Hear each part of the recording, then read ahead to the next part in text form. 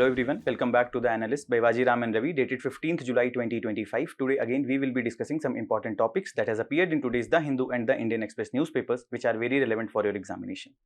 In the initial two topics, we have included two mains practice questions which will be highly relevant for your upcoming mains examination. In our first topic, we'll try to understand various aspects of inflation in India, its causes and how it can be addressed. Then in our second topic, we'll try to see that why despite a government push, the corporate investment hasn't seen an uptrend.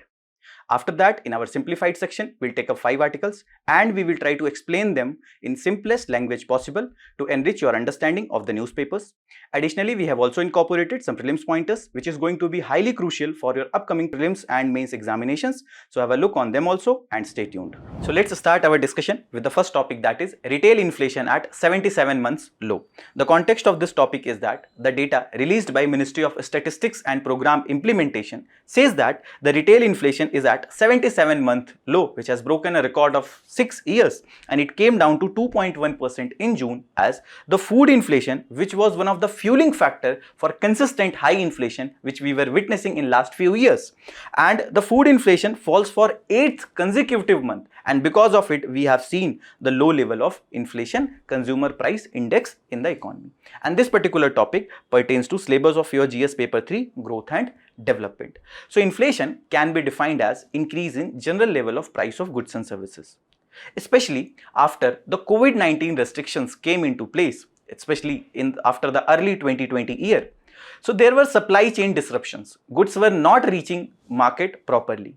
Also, the industrial activities were halted, the industrial activities declined, and that is the reason the availability of the goods and services were not that good in the market.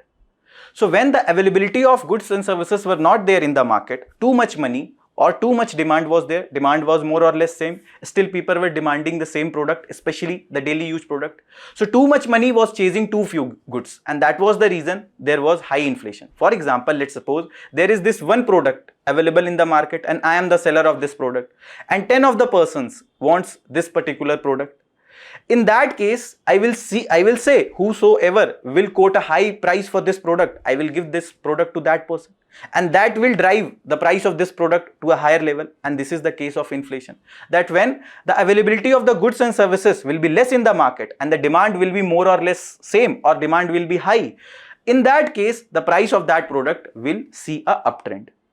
And this topic inflation is very important for your examination. In last few years, both in prelims and the mains examination, consistently we have seen large number of questions being asked.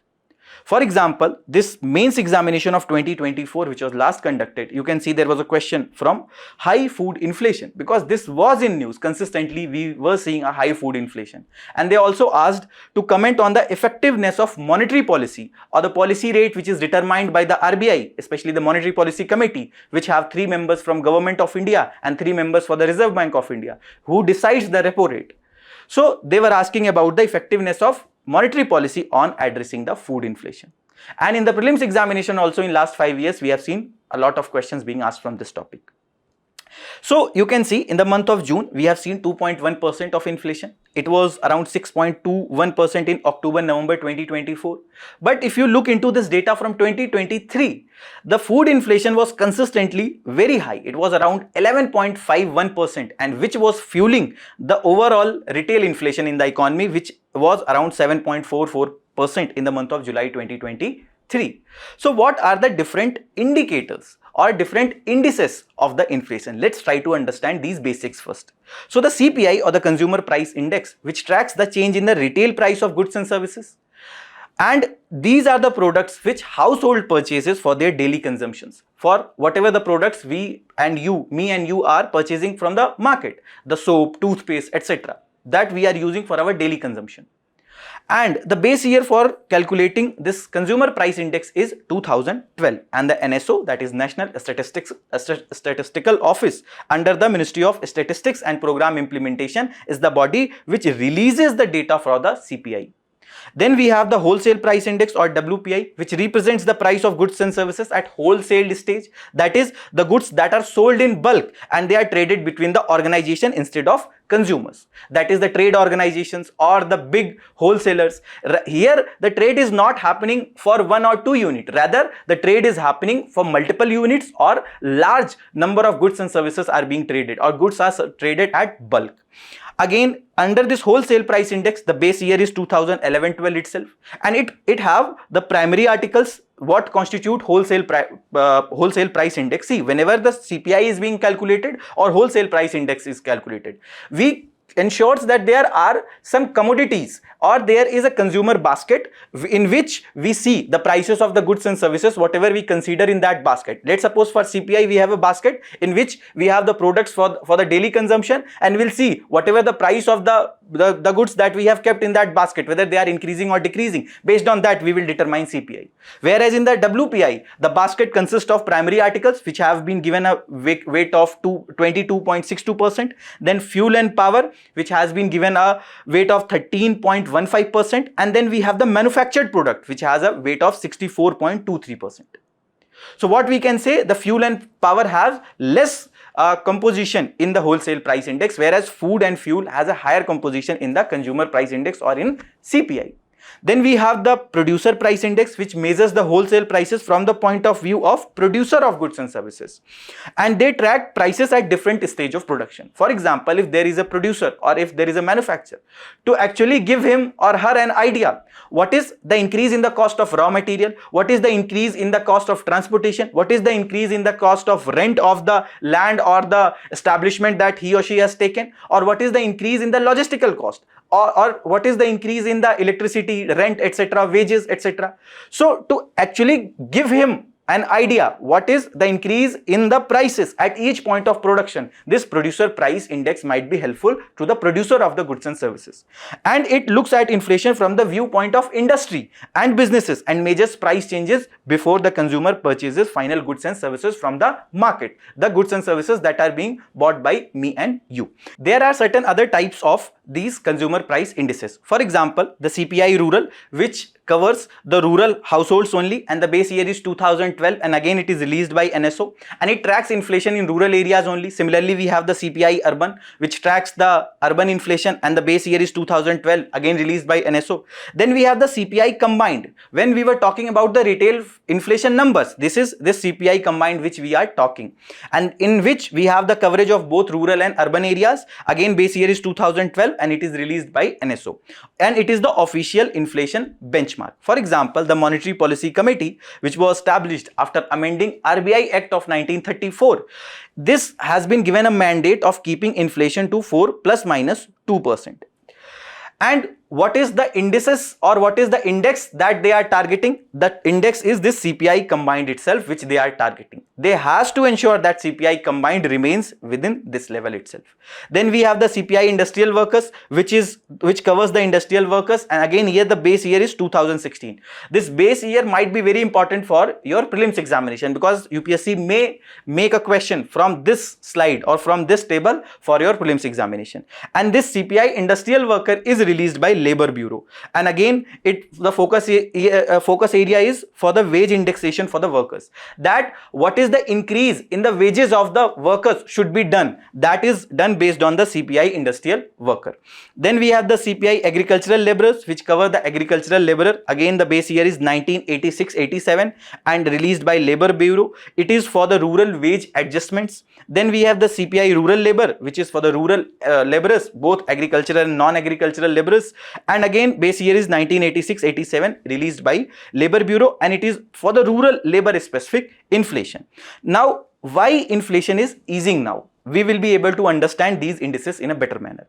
For example, the retail inflation or the CPI combined, which we were talking, that came down to 2.1%. It was 8.4% in the month of June 2024, and it is the lowest since January 2019. Why? Because of the low food prices that we were witnessing. Wholesale price index also declined to 0.13%. It was in negative territory, and it is the first contraction in 20 months that we were witnessing. Last such lower level was witnessed in the month of October 2023. Then the CPI food and beverages, the food inflation.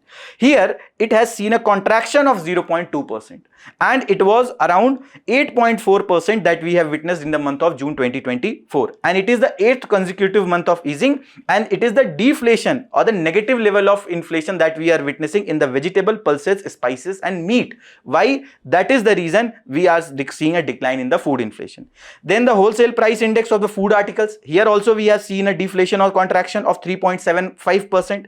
It was 11.1% in the month of June 2024. Again, it is a significant decline compared to last year.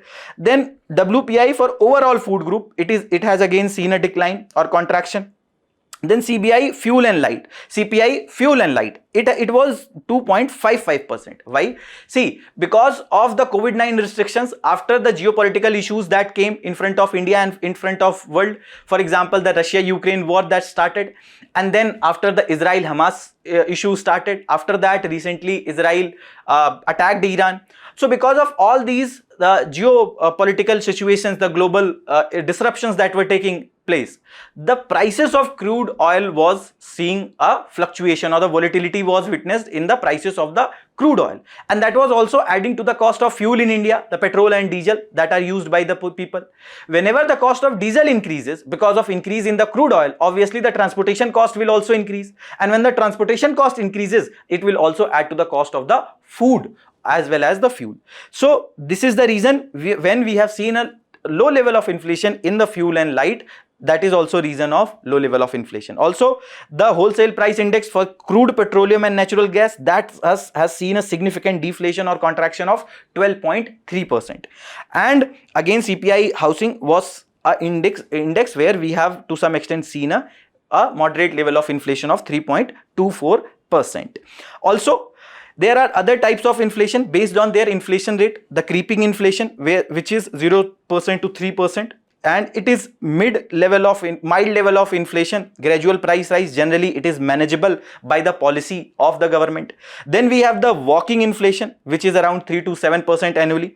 It shows a noticeable price increase, and it wants to draw, and there should be significant attention that should be given by the government as well as the central bank, and it may affect the growth. Why? Because it can lead to decline in the consumer demand, because whenever the price of goods and services will see an uptrend, obviously the consumption demand will decline, and when consumption expenditure will decline, obviously it will impact the GDP growth rate. Why?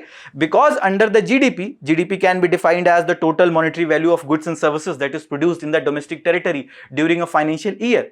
The expenditure method consists of 4 components. One is the household consumption expenditure, then we have the private investment, then we have the government spending, and then we have the net of exports and imports. So the consumption expenditure is one of the important part of the overall GDP growth rate.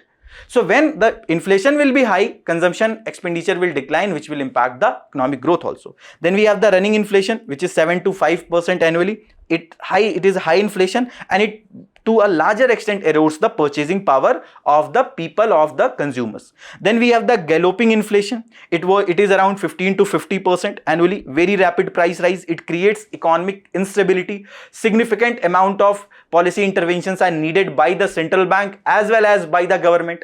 And then we have the hyperinflation, which is above 50%, extreme level of inflation, uncontrollable inflation, and there may be a case of currency collapse. That currency will not be sustainable in the longer run. This was witnessed in the case of Venezuela, whereas this galloping inflation we witnessed in 1980s, 90s in the case of Argentina. So what are the reasons for high inflation? Okay, although the inflation has eased, but what are the possible reasons for high inflation? Some are the demand pull reasons, and then some are the cost push inflation reasons. This demand pull is because of the excess demand from the consumers, from the people, and then the supply chain constraints, which limits the availability of the product or which limits the production of the goods and services. For example, the rising consumer spending, which we witnessed after the COVID-19 restrictions were removed.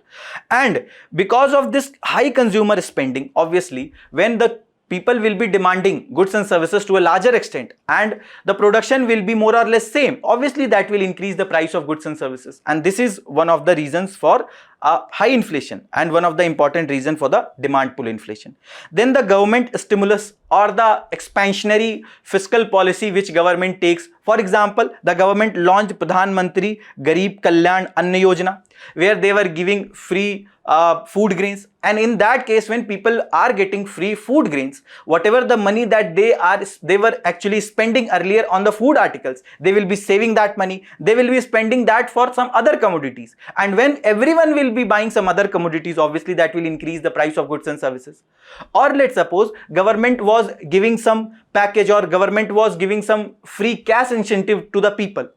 Again, when free cash incentives are being given to the people, again it will lead to more money in the people hands. And when the more money is in the hands of the people, they will be again buying goods and services. Too much money will be chasing too few goods. Again, it will increase the price of goods and services. Why? Because demand is increasing. And why demand is increasing? Because government has given a stimulus, government has given a package, government has given some free cash incentive to the people.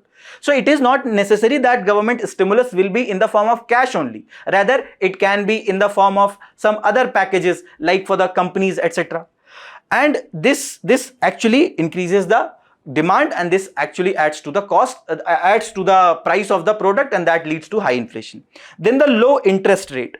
For example, the RBI's repo rate cut. Whenever the policy rate is increased, whenever the repo rate is decreased, actually, whenever RBI goes for a repo rate cut and the repo rate is decreased, obviously the lending rates will also be decreased, the EMIs of the people will also be decreased, the cost of the loans, etc., the cost of funds, etc., will also decline. And when the cost of funds will decline, the companies will start taking loans, they will start investing in the economy. When they will start investing in the economy, obviously that will create more jobs in the economy. When the more jobs will be created, the people will have more money in their hands. When the people or the workers will have more money in their hands, they will be spending in the economy, and that might also lead to increase in the price of the goods and services. Or if there is a repo rate cut where the repo rate is getting decreased, and when the repo rate is decreasing, the EMIs of the people will be decreasing, and when the EMIs will be decreasing, that means the disposable income or the savings of the people will increase. And when more money is in people's hand, they will be again spending on some other goods and services. So with decrease in the interest rate, with decrease in the repo rate, obviously it will boost the borrowing, and obviously it will also lead to more money in the people's hand, and they will be spending in the economy. Or if the inflation indexed wages are being provided to the people. What if let's suppose there is a person who is working in a company, and the company says that if there will be increase in the inflation, we will be also increasing your wages or your salary according to the increase in the inflation in the economy. So let's suppose that person was getting 100 rupees initially, and he was only consuming any one product itself, and he was able to afford that product at the cost of 100 rupees. But what if there has been increase in the inflation, 5% increase, and the cost of that product which he or she was able to afford earlier at a cost of 100 rupees, the cost of product increased to 105 rupees. And again, because this is inflation indexed wages, the person's wage will also be increasing to 105 rupees. So here again, the person will be able to afford that product. And because of this inflation indexed wages where the people's wages will be increasing, again this will fuel the overall demand, and that will add to the cost of the product, and that will lead to demand pull inflation. And the high purchasing power, whenever the people's purchasing power will be increasing, again there will be more money in the people's hand, and again if the supply of the goods and services remain more or less same, that will add to the inflation in the economy. And then there are cost push inflation, the supply side constraints like the fuel price rise, what we have witnessed in the due to the geopolitical disruptions that we have seen. Whenever, let's suppose, if the Suez Canal is disrupted, or if there are disruptions in Indian Ocean region, or if there are disruptions in Middle East, which are one of the major producers of the crude oil, in that case, when the crude oil will not be reaching to Indian refineries, and in that case, obviously it will add to the cost of the petrols and the diesels. So with the fuel price rise, it will add to the cost of the product. Let's suppose there was a company which was using transportation service. So the fuel price increase, transportation cost increase, and the companies will be passing on that high prices to the ultimate product itself, and that will lead to high inflation, that will add to the cost of that product. So with the Brent crude oil spike to $139 per barrel in the March 2022, we see increased transportation cost, and that is the reason we also saw increase in the inflation in the economy. Then the food supply shocks. For example, when the tomato price surged to 300% in July 2023, in the month of August, September 2024 also we have seen high prices of tomato. It crossed more than 100 rupees per kg. Why? Because of the monsoonal rainfall, the plucking of the tomato got impacted, and the supply of these tomato to the mandis also got impacted, and obviously we do not have good storage infrastructure. So when the tomatoes were not available in the mandis, very less quantity of tomatoes were available, obviously it added to the cost of the tomato. The cost of tomato increased significantly, which also led to high food inflation, and overall inflation also increased. Also, the global supply chains, whenever it is getting impacted, whenever it is getting disrupted because of the tariff issues, because of the tariff or non-tariff barriers which are imposed, for example, the quality or the sanitary or the phytosanitary measures which are levied. So because of this, again, the availability or the availability of the raw material or availability of the finished product will be impacted, and that will add to the inflation. For example, the semiconductor shortage which was witnessed in 2021 because of the supply chain disruptions which we saw after the COVID-19, it led to the electronics price rise by almost 15%. The price of mobile phones, laptops, etc. increased. Also, this is again a graph showing the food prices trend which were higher than overall retail inflation, and that was fueling the overall inflation in the economy. And this is a prelims question of 2021, that is about the demand pull inflation. You people tell me in the comment box answer of this question. So what are the measures to address high inflation? The first important is the monetary policy. Whenever the interest rate will be raised, so obviously the interest rate will be raised, so the borrowing cost will increase and the EMIs of the people will increase. When the EMIs of the people will increase, obviously people will not have much money in their hands that they can spend in the economy. And when they will not be spending in the economy, obviously the demand of the goods and services will decline, and it will help in moderating the prices of the product. Then we have the reduced liquidity via the open market operations or cash reserve ratio hikes. So here in the open market operations, the buying and selling of government securities happen, and that influences the overall interest rate, and it also helps in tackling the inflation. Then the cash reserve ratio or CRR, where a percentage of total deposits of banks should have to be kept under the RBI itself. Whenever the CRR is increased, obviously the banks will have less money that they can lend, and when they have the less money that they can lend and people will not have money, obviously it will help in addressing inflation. Then the fiscal policy, that whenever government is going for the cutting the fiscal deficit, that they are rationalizing the subsidies, they are rationalizing the stimulus packages that they are announcing, or whenever the cash incentives that are being provided to the people, when they are taken back, obviously it will help in addressing inflation.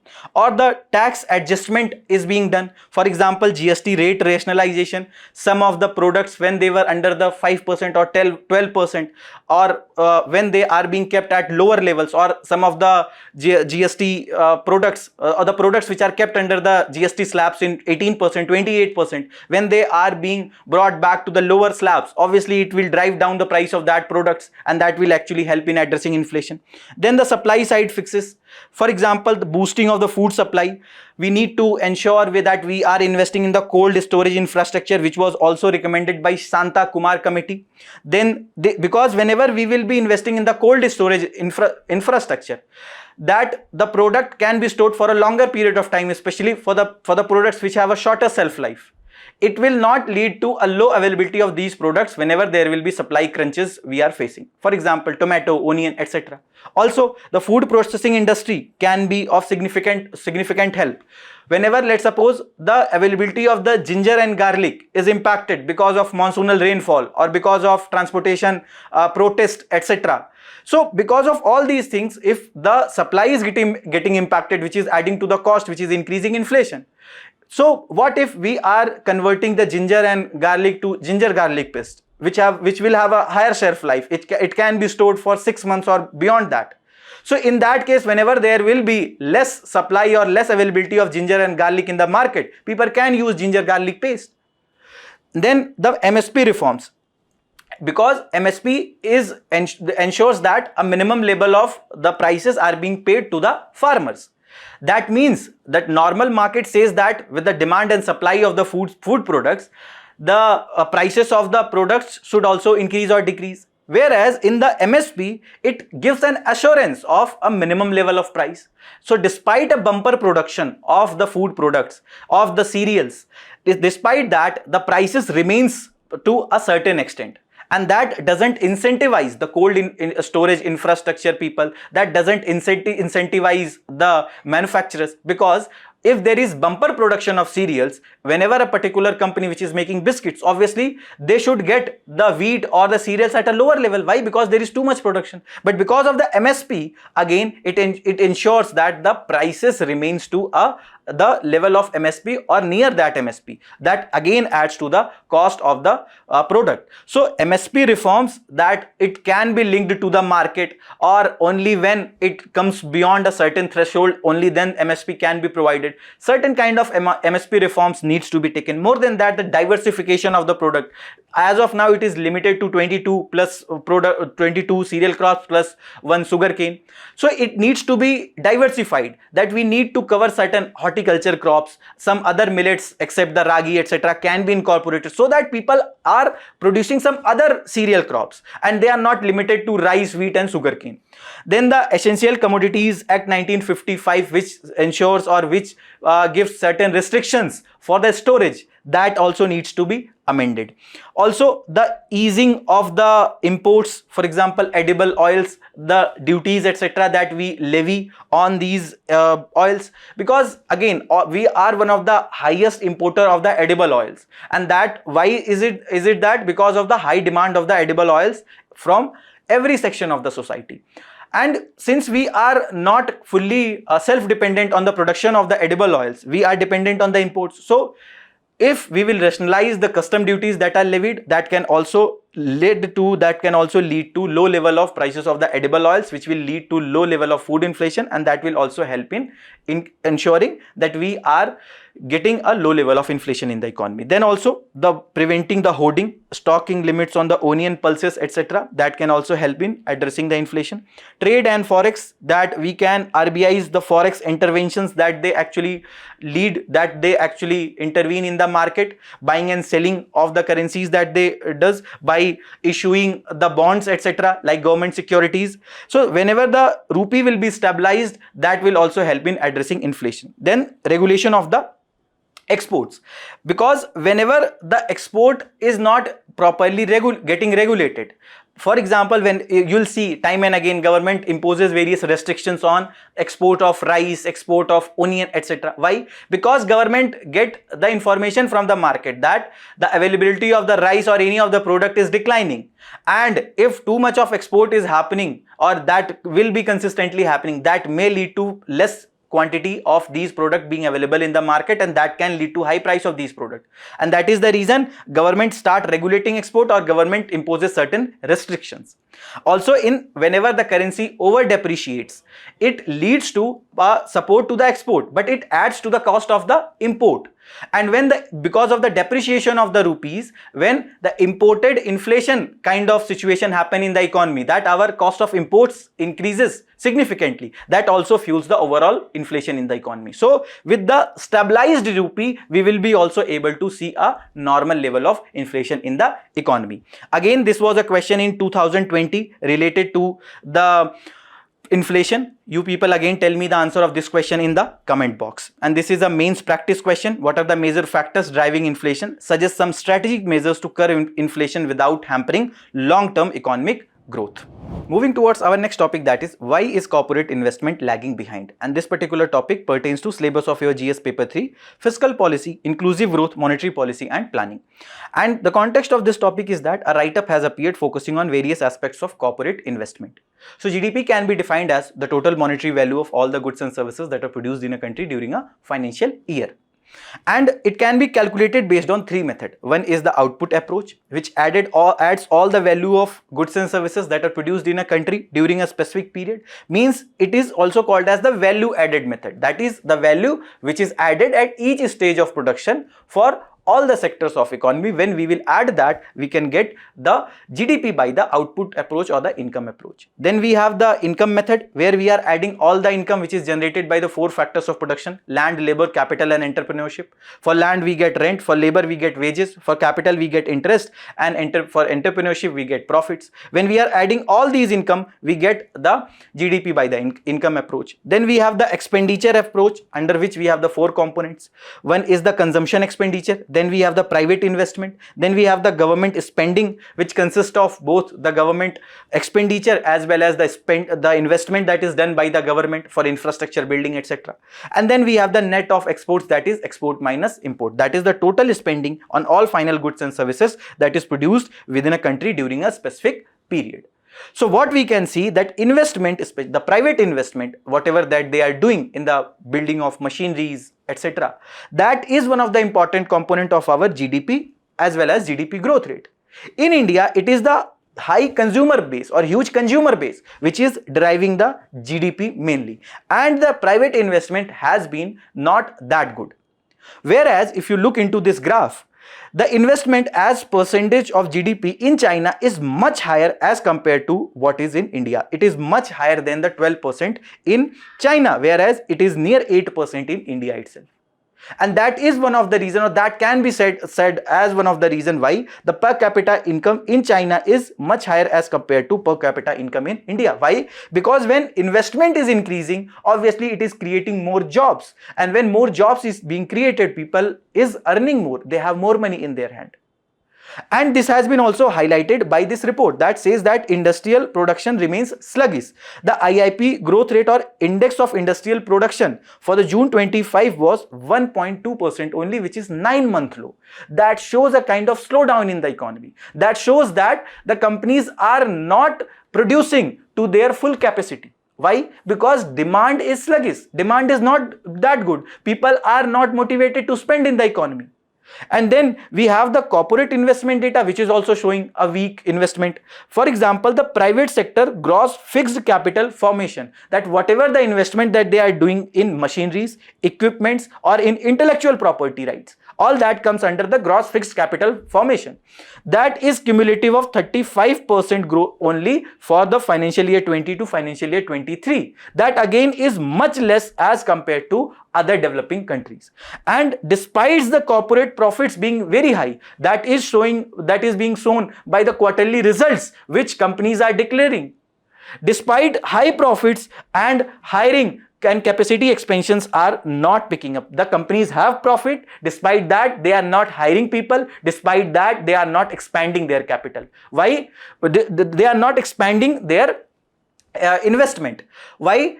Because as of now, whatever the capacity that they have in one of the industries, they are not utilizing that fully. For example, let's suppose this is a plant of any company which can produce 100 cars, but as of now they are only producing 50 to 60 cars only. Means there is no full capacity utilization of this investment itself.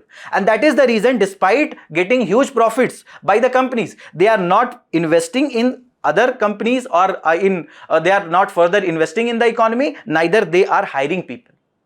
And why is this case? Why investment hasn't picked up? The most important factor is the demand constraint.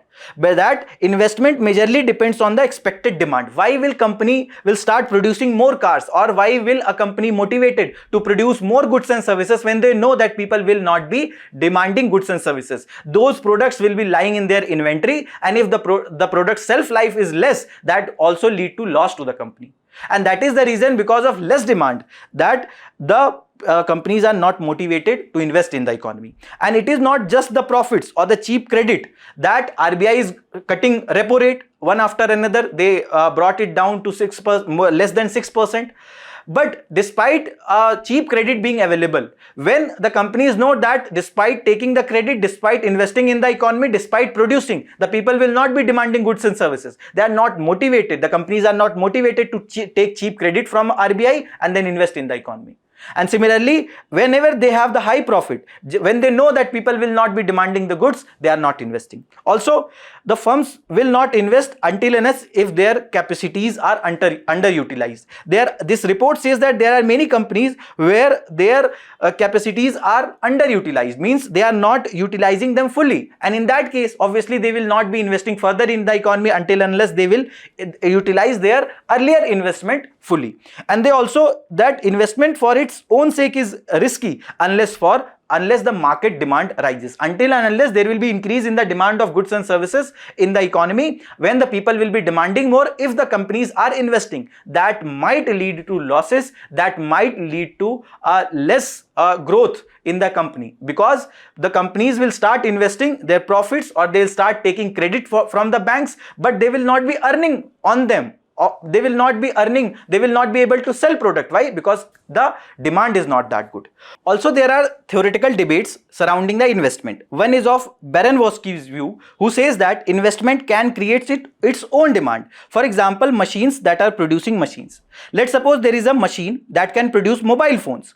So, as per his view, he says that whenever there will be investment, whenever there will be increase in the production of this machine which was producing mobile phones, obviously there will be increased production of mobile phones, and that will lead to further investment in this company which was producing mobile phones. So his view is that whenever there will be investment, that will further create demand. A company which is building a machine and that is creating the tools, or that is creating the smaller machines with the help of which the further products can be made. So whenever this increase will happen in the production of big machines, that will also lead to more production of the smaller machines, and that will lead to more demand of the goods and services. Why? Because when more products will be coming in the market, that may drive down the price of this product, and people might be interested in getting this product. Whereas Luxembourg says that the real world investment is constrained by the consumption demand, which is being witnessed in the Indian economy. They says that the firms act individually, not according to the overall economic situations. If there will be less demand of any one sector, if there will be less demand in any one product, then obviously the firms will not be motivated, they will not be investing in the economy. And it is not overall economic scenario based on which the firms will be acting, rather it is about their own individual market condition, their own sectoral condition, that will be determining whether the investment will be done by the particular company in the economy or not. And that this may lead to underinvestment during slowdown of one particular sector, or slowdown in one particular company, or slowdown in one part of the economy. Then we have the Kaleski's insight, who says that investment drives profit, but capitalists can only decide to invest, not to earn profits directly. He says that whenever companies will be investing in the economy, that will lead to more efficient production of goods and services. That might lead to increased profits of the company. Why? Because cost of production will be declining. Whenever they were using obsolete technologies or poor technology, which was leading to high cost of production of any one unit of product. But with increase in investment, with better technology, because of investment, they will be reducing the cost of one product, that will be leading to high profits. But capitalists can only decide to invest, not to earn profits. The profits might be determined by various other phenomena, like the tax of the government, like the supply chain disruptions, like demand. So it is not necessary that high profits will be leading to investments. These are the theoretical debates, not that much relevant for your general studies paper.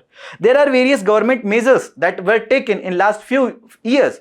Despite that, government is seeing that private sector is not motivated to invest in the economy. For example, the corporate tax cut that government did in 2019, which led to reduction of corporate tax from 30% to 20%, right? So effective corporate income tax will be around 25.17, or 29.5% was the effective aggregate tax on all 8.4 lakh companies, and the 35.1% was the highest effective tax that was paid by the Sensex company Tata Steel before these rationalization was done in 2019, and the 29 22.9% was the average effective rate paid by the 21 non-finance Sensex companies. So it will be bringing down the effective corporate rate after this 2019 cut, which will lead to better compliance of the companies also. Also, the capital expenditure push the public investment in the infrastructure. You can see the capital expenditure increased significantly in budgetary estimate of 24-25. It is around 15 lakh crore rupees. The national infrastructure pipeline, etc., which was launched to a tune of 111 lakh crore. All because of this capital expenditure, government further thought that there will be crowding of private investment, that with more expenditure by the government, private investment will also be coming. However, that was not witnessed to the extent government was thinking. Then the monetary policy easing, RBI is reducing interest rate. They reduced it significantly in last few quarters, and it came down to 5.5% with the recent cut.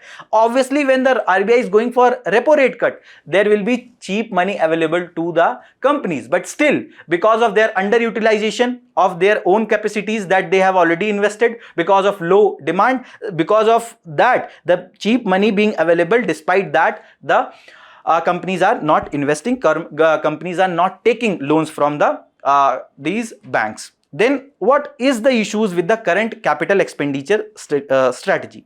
The gestation lag. Whatever the capital expenditure government is doing, let's suppose they are building any infrastructure, they are building any expressway, or they are building any other infrastructure, they have a high gestation period.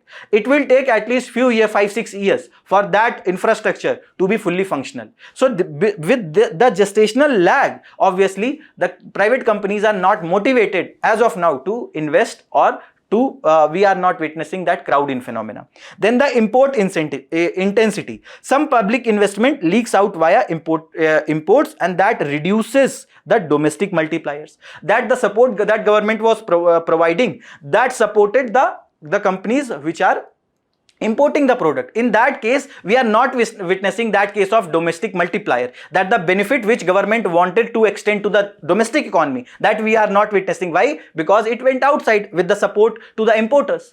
Then the low labor intensity. The machine heavy projects, they generate less employment, because as of now there were various issues like the labor laws, etc. And also, to increase the efficiency, companies are investing to the better technologies like AI, IoT, or the mechanization, automation, etc. They are investing in that, and that is the reason when the less labor is being utilized, obviously people will not get much wages, people will not get much salaries, because there is more work being done by the machine, etc. And when they will not get proper wages and salary, they will not have the proper money in their hand. Obviously, that will lead to decline in the consumption expenditure, and obviously when the consumption demand will be less, obviously the private will not be motivated to invest in the economy.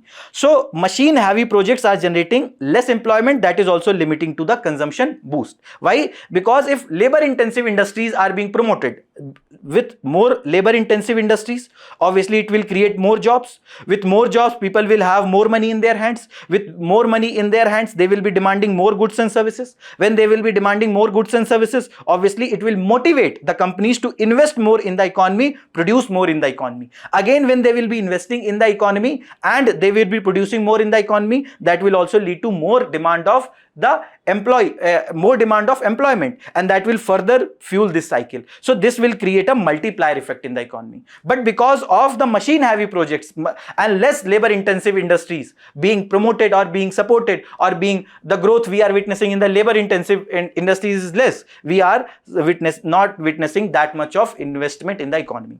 Then the cheap credit and the liquidity are available, but firms are reluctant to borrow without clear profit prospects. Why? Because in any way companies will have to give interest to the capital that they are borrowing, although they are available at the lower cost as compared to what it was few years back. But again, why will they be taking these loans when they know that the consumption expenditure, consumption demand is not that good? Why will they go on affecting their profits? Because let's suppose they were earning 100 rupees as of now profit.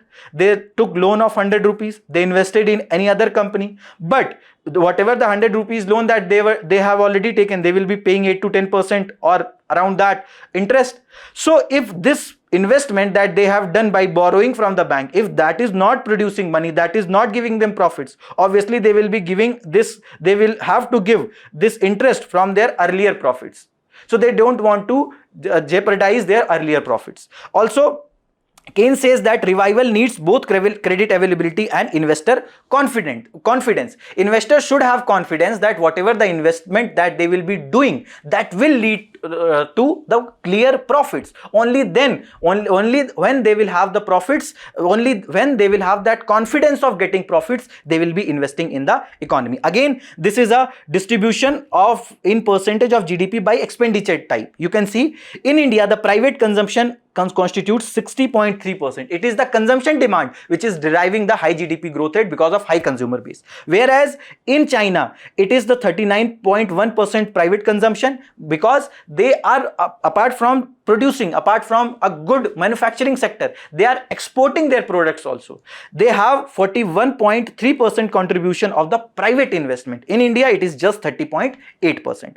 And the government consumption is 10.4% in India, 16.5% in China. Export contributes 21.8% in India and 19.7% in China. So overall, it is the private investment that is fueling high growth or high per capita income in China. So what should be done? What should be the way forward? First, there is need for coordinated fiscal action. Government already launched various measures, like apart from the repo rate cut, etc. Government launched 8th pay commission, which will significantly increase the salaries of the people. When the salaries of the people will be increasing, obviously people will have more money in their hands, and that will further lead to more expenditure in the economy, and that might lead to more investment in the economy because of increased consumption demand. But what we need, coordinated fiscal action. That it is not something that we should just go for cutting the repo rate, but we also need to ensure that we are taking some actions which can lead to more investor confidence, and that can lead to a more investment in the economy. For example, if they have some apprehensions related to GST, if they have some apprehensions related to compliance to any other law, or if they have apprehensions related to labor laws, etc., their feedback should be coordinated and they should be materialized into the policy level changes. So this is very necessary to revive demand, and this will break the investment stagnation cycle. That investment will be leading to the further increased consumption demand will further lead to investment, and it will fuel the overall GDP growth rate. Also, the government is spending with external market support like exports, that government should support with better. For example, government launched RODEP etc. scheme for the exports, but there is need for identification of the sectors that can contribute for the better export. So in that case, if government is spending on that front also by giving them certain exemptions to related to the duties, GST, etc., with more exports, companies might be motivated to further investment and further produce more. Also, we need to focus on the demand driven recovery. The sectors which people might demand more, there is need for support in those sectors. Also, targeted fiscal stimulus, that government can identify some labor intensive sectors and government can give support to those labor intensive sectors. For example, textile sector is one such labor intensive sector where government, for support of that, government launched Mitra parks, etc. So similar sectors can be identified and they can be supported. For example, under the production linked incentive scheme or the PLI scheme, again government identified 14 sectors and 1.95 lakh crore was announced for this.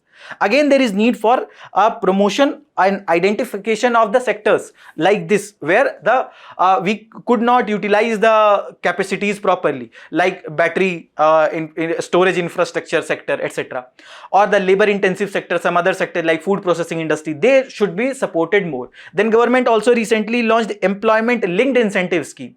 Again, here also the better sector or the labor intensive sectors needs to be identified. Also, the strategic public capital expenditure.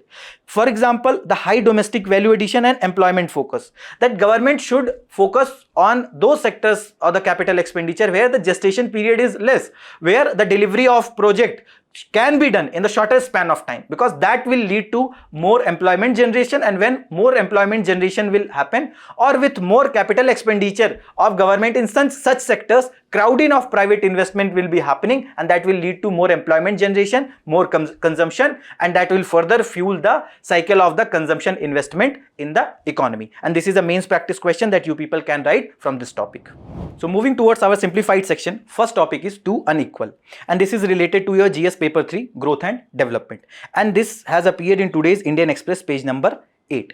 So few days back there was this brief by the World Bank with the name World Bank 24-25 Poverty and Equity Brief, which says that India is the 4th most equal country based on the Gini index, which was based on the consumption of the people, and it gave a score of 25.5 to India, and showed India is the 4th most equal country based on the consumption of the people. Also, this 0 in the Gini coefficient or Gini index shows that complete equality, whereas 1 shows complete inequality. 25.5 means we are near to equality. However, this data is from the poverty inequality platform, and this World Inequality database, which is prepared, which is maintained by the World Bank, and they are mainly dependent from the data of the official data of the government itself, that based on which they maintain this database and they maintain this inequality platform. So on one hand, in this report they are saying the India is 4th most equal country based on consumption, whereas in another report that they are saying that India has one of the highest income inequality. And which in this World Inequality database itself, they are saying, if you talk about the world wealth inequality from 1961 to 2023, the top 10% net personal wealth is 65% in year 2020. Net personal wealth for bottom 50% is just 6.4%, and net personal wealth for top 1% is 40.1%. So on one hand we have high income inequality, whereas in the case of consumption equality we are to some extent equal country. And what can be some of the possible reasons?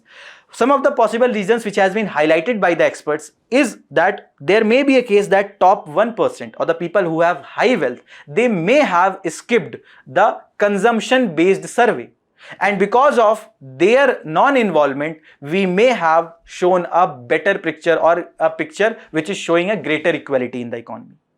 More than that, it is the consumption data which we are witnessing here about the equality and not the income data, and that this consumption is actually underestimating the inequality in the economy, because while calculating the consumption data we keep a basket of goods and services that people might be using.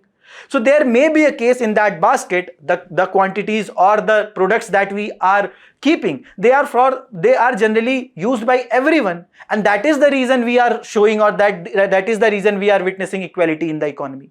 So the Gini income inequality rose 52 in 2004 to 62 in 2023. That shows high income inequality. That income inequality is increasing as per this World Inequality database of World Bank itself. And top 10% earns 13 times more than the bottom 10% as per the World Inequality database. Also, the survey that was this consumption based survey has the limitation. One, I said that rich generally avoid these kind of surveys which can lead to data gaps, and also the top 1% wealth are not captured, that what is the consumption basket of theirs, and that is leading to skewing of the Gini results. And if this kind of index will be used, it is generally insensitive to top versus bottom. To some extent we are thinking, or we are believing one product which we have kept in the consumption basket is being used by everyone. Also, the Palma ratio will give a more clear inequality pictures. Also, inequality in India is actually rising. If we talk about the income inequality, it is not decreasing, and government must consider both the consumption equality and income inequality together to take the policy decisions that can actually help in leading to better inclusive growth. Moving towards next topic, that is dowry deaths in India, long investigations, rare convictions. It shows that despite high number of FIRs that are registered for the dowry, despite high charge sheets, that is the charges when they are framed against the culprits, high charge sheets being filed, despite that, the conviction rate is very low. Despite that, the pendency of the cases are very high. And this is related to your GS paper 1, role of women, salient features of Indian society, and this has appeared in today's The Hindu, page number 9. So this data that shows the share of dowry death cases pending investigation by end of 2022. It shows that it is 33.1% for the cases which are pending for more than 6 months. 6 months to 1 year is 30.4%. 1 to 3 years is 33.1%. And more than 3 years is 3.4%. And 67% cases were stuck in the investigation stage for over 6 months itself. Then the time taken to file charge sheet for the share of dowry death cases for which charge sheets were filed in year 2022. Within 2 months, or the time taken for the filing charge sheet was only in the case of 29.3%. Whereas in the 2.1% cases, more than 2 years were taken even for the filing charges, framing charges and filing charge sheets. And it was 25.4% for 2 to 3 months, 18.9% for 3 to 6%. 70% were filed following investigation that lasted for over 2 months itself. That shows that if we are taking too much of time for investigation, for filing charge sheets, obviously the woman will be demotivated to file these cases, because it is the blame game that happens. It is the victimization of victim itself that happens.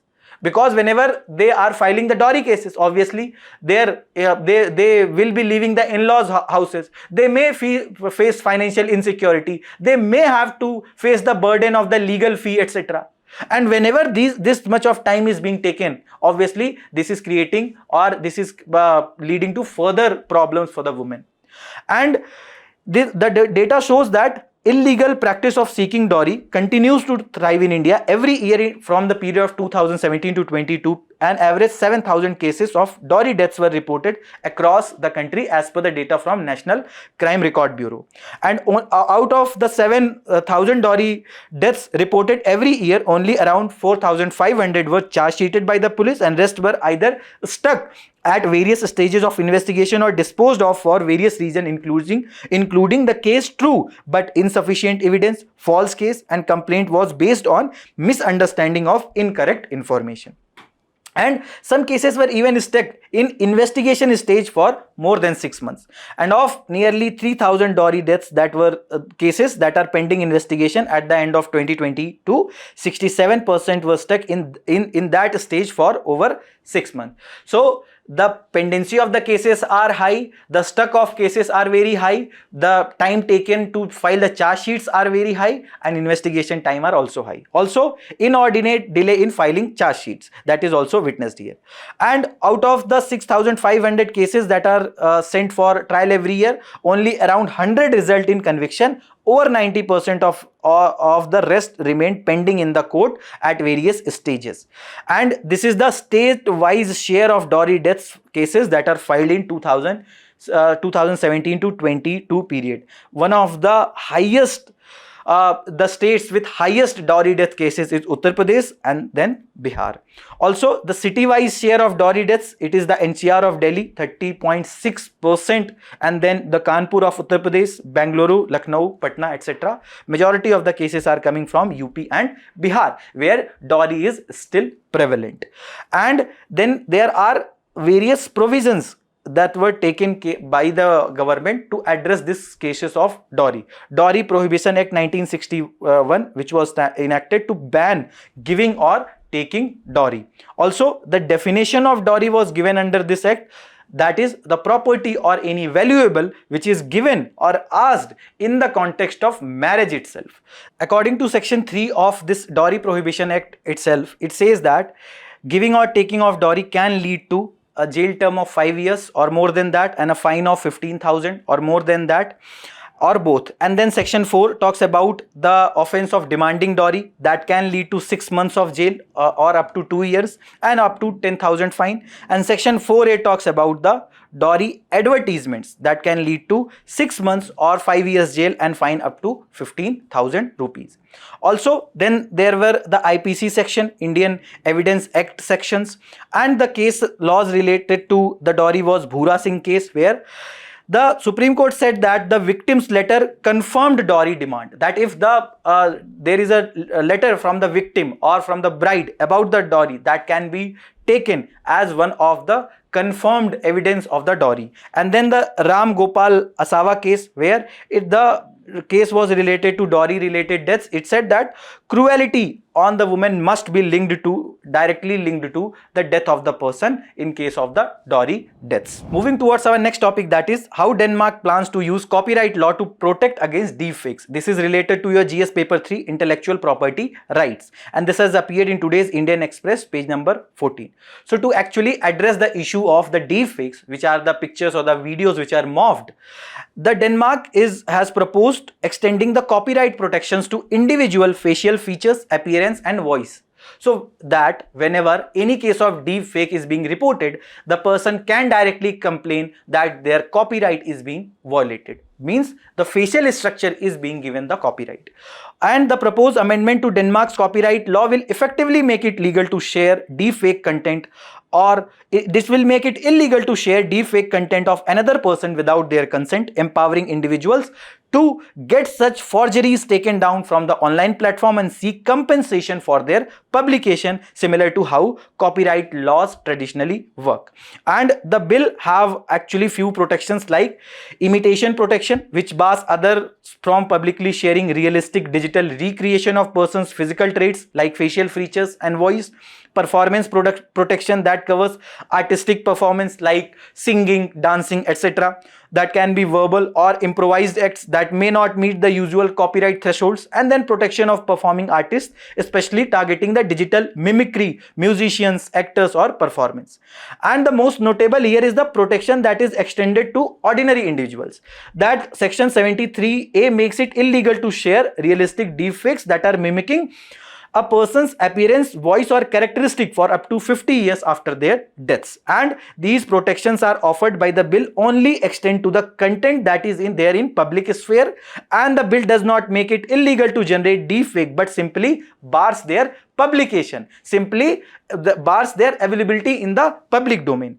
And certain forms of expression such as satire, parody remains outside the bill's protection. In India, what is the various measures that provides protection against the deepfakes? The legal framework IT Act 2000, which governs information that is generated using AI tools including deepfakes.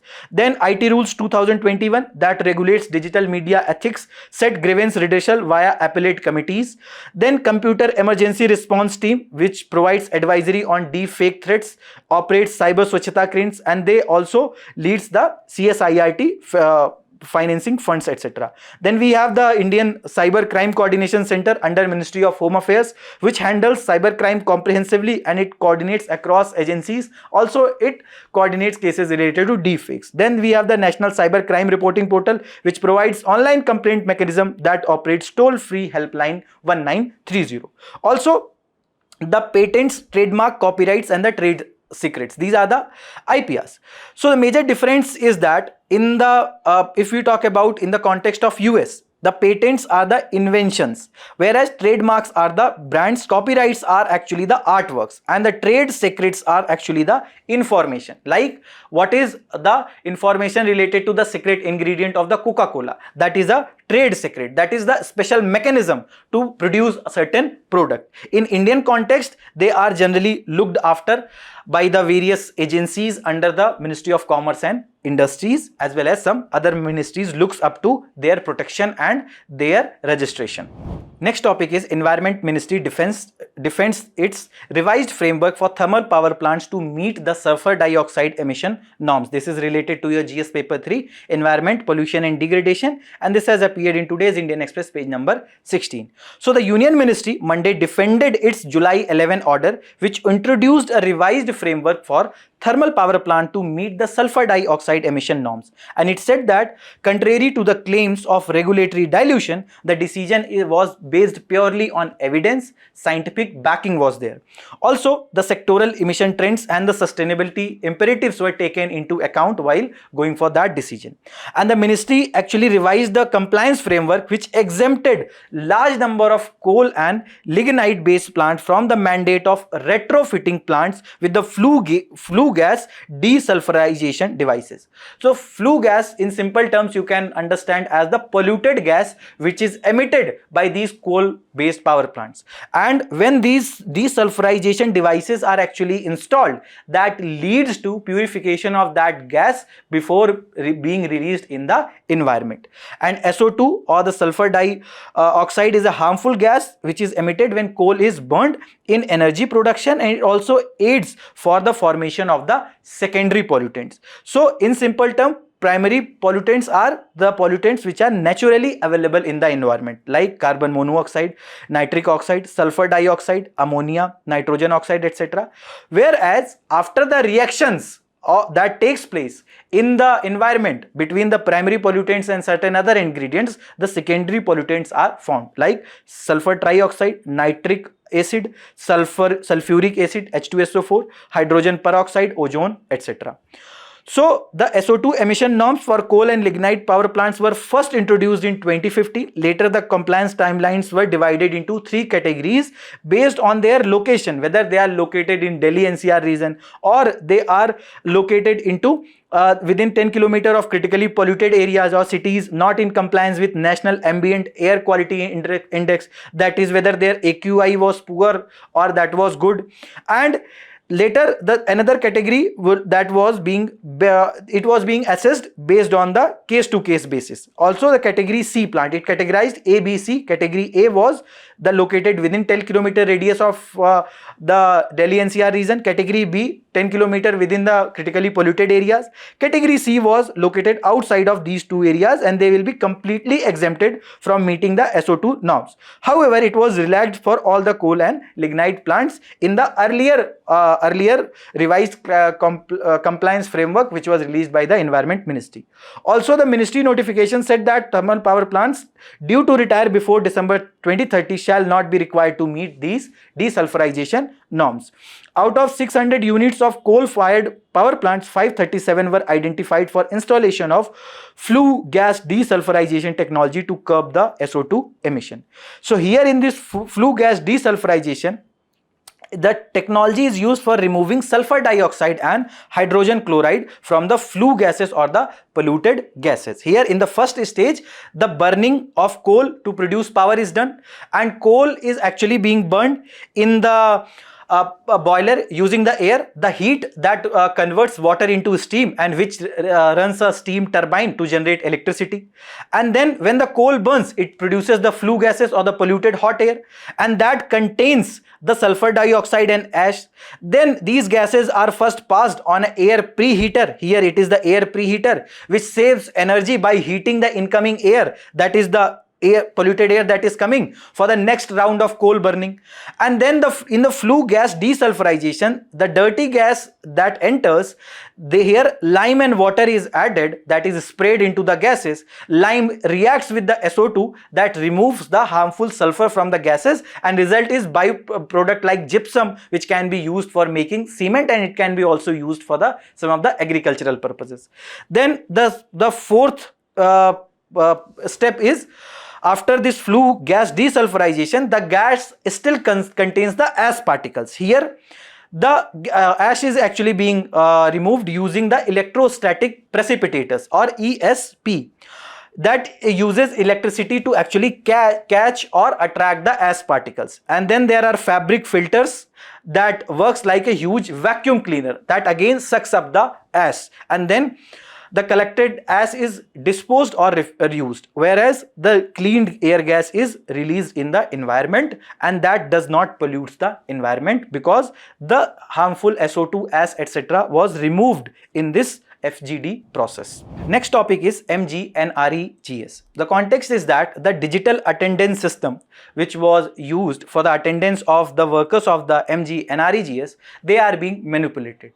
Under this attendance system, there is a portal, there is an app where before starting the work, there should be photos that should be clicked of the workers, they should be uploaded. And then after the completion of work in the afternoon, again there should be the pictures that should be clicked of the workers on that site, and they should be uploaded on that system. However, it was highlighted by the Ministry of Rural Development that there were unrelated photos being uploaded, wrong photos being uploaded, similar pictures of same persons being uploaded more than once. Again, then the same kind of photos or the similar people are getting the photos getting uploaded at different sites on the same day itself. Different people photos are being uploaded at different times. In the morning there are different people, in the afternoon there are different people. So this particular topic, GS paper 2, relates with your paper 2 poverty, government policies and interventions, issues related to development, important schemes, social sector initiative, public policy, welfare scheme, central sector scheme. And this has appeared in today's The Hindu, page number 12. So it is after 4 years that introduction of digital attendance system, when the government started looking up to the various issues, it showed that the digital attendance system is being misused. This kind of pictures are being taken and they are uploaded, and that is the reason they have now said that there will be multiple reforms that will be incorporated. And they said that on July 8, the Union Rural Urban Ministry issued a 13-page note to the state government, and as per the ministry note, there were at least 7 ways that this national mobile monitoring system is allegedly being gamed, which the government said was undermining the credibility of the system and leading to potential misuse. Also, at Gram Panchayat, ministry has directed the state to ensure that these photographs and the attendance of workers is verified at Gram Panchayat, block, district and state level. At Gram Panchayat level, they want 100% verification of the present workers. This has been directed by the ministry. Also, the percentage of physical verification of uploaded photograph of worker reduces at different levels. So while at block level, 20% of photos at random needs to be verified. At district level, this number is down to 10%. And state level only 5%, because of the huge amount of data that is generated with each increased level. So now the ministry directed that they needs to be physically verified at different stages. So Mahatma Gandhi National Rural Employment Guarantee Act, MGNREGA, it is backed by a statutory law, MGNREGA Act 2005. Objective is to generate employment and enhance the economic condition of rural citizens. It is under Ministry of Rural Development. It is a centrally sponsored scheme. 100 days wage employment assurance is being given to people. Unemployment allowance if work is not provided. A fixed timeline for payment of wages, compensation for delayed payment. Transparency and accountability with the help of these kind of digital monitoring system. Then the social audit, etc. is also being done. Also, the wages will be credited to bank or post office accounts. Eligibility criteria to get benefits under the scheme: citizen of India can get the benefit. 18 years of age at the time of application. He or she should be a rural household, and he or she should be willing to do unskilled work. By center, 100% of funding for unskilled labor cost, 75% of material cost. By states, it is 25% of material cost and cost of unemployment allowance, which will be payable under the scheme. These are the major features of schemes. That is all from today's Analyst. Thank you very much. All the very best. Keep studying.